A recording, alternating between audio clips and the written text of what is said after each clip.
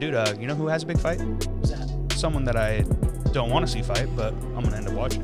Who's that? Main event, Oklahoma City, I believe.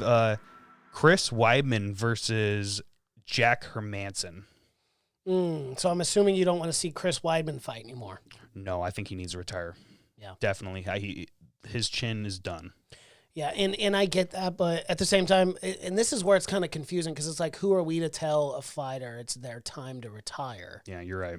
But also at the same time, looking at it from the outside in, as fans, we look at that and we go like, hey, maybe it is past that time. We don't want to see you get unnecessarily hurt, throughout your career. Like a Chuck Liddell. We love Chuck. He's a fucking Hall of Famer.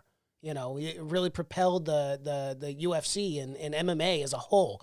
But, dude, we don't want to see you fight past your prime, in your 50s. And obviously, Weidman's not in his 50s, but he has slowed down. He's gotten knocked out a couple times, It's a scary thing. At what point is enough enough? Yeah, I don't count the Yoel Romero knockout. Like that was, it hit him in the head, cracked his skull open, which was nasty as shit.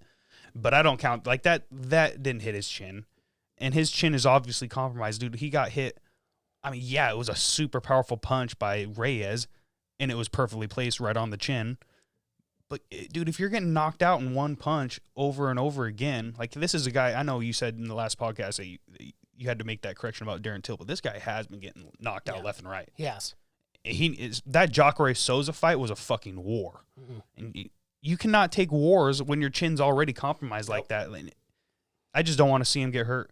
This guy is such a good guy. He's such a class act, and he is, and he always has been. He was the American man. When he took out Anderson Silva not once but twice. Yeah. Are you fucking kidding me? Yeah. Chris Weidman was an American hero. Like Anderson Silva, I mean, back in the day, man, that was no one could. I mean, we just saw him wreck through the middleweight division. Remember when here comes Chris Weidman, you know, on his fucking bald eagle flying in with the American flag. Remember when he fucked up Vitor Belfort? Mm-hmm. Yeah. Dude, that was crazy. Everyone thought Vitor was going to fuck him up, and then he just fucked up Vitor. Yeah, that was such a good fight. Chris Weidman has had some of the most memorable moments in the octagon and needs to be recognized for that because he really did. Yeah. In a lot of the ways, like, I just remember being just baffled when he beat Anderson Silva. I was like, he's not going to be able to do it. Yeah. As much as I wanted someone to dethrone the king, because Anderson at the time was the king, no one could do it. And here comes Chris Weidman.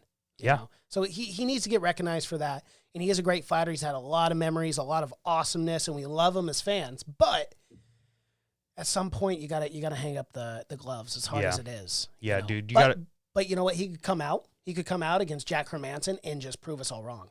But the problem is he's not getting any fights that are not killers. Exactly. It's another problem. I know we say this over and over again, but he's only fighting savages. Yes. He's only fighting top class fighters. I mean, the best in the world. Mm-hmm. Jack Hermanson was on a freaking trajectory to probably get a title shot. If he beat Jared Cannonier, he probably was getting one. Yep. You know, that guy's a fucking savage. And his grappling, like, we all know Chris Weidman, he's a grappler. Yep. He loves to keep it on the ground, wants to out-wrestle someone. Dude, if you're going to try and out-wrestle Jack Hermanson, you might be in for a rough night. That guy is a savage on the ground. Absolute savage. Has extreme. Dude, he choked out David Branch with a guillotine in 20 seconds? Yep. Dude, guy's got ridiculous jiu-jitsu. Absolutely ridiculous. Almost choked out Jacare at one point.